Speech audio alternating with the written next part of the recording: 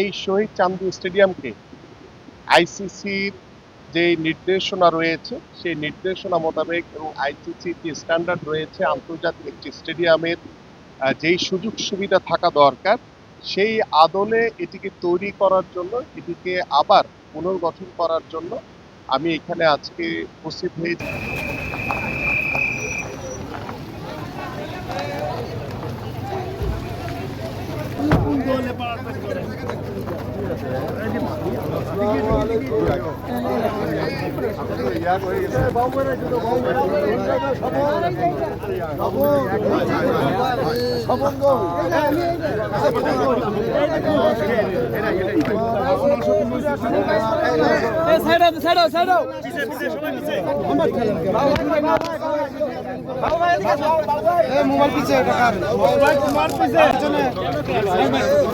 শহীদ চান্দু stadium বগুড়ায় অবস্থিত।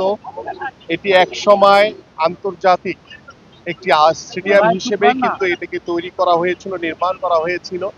কিন্তু দীর্ঘদিন কি কারণে এই স্টেডিয়ামকে একটি জরাজীর্ণ অবস্থায় ফেলে রাখা হয়েছিল সেটাও আপনারা অবগত রয়েছেন।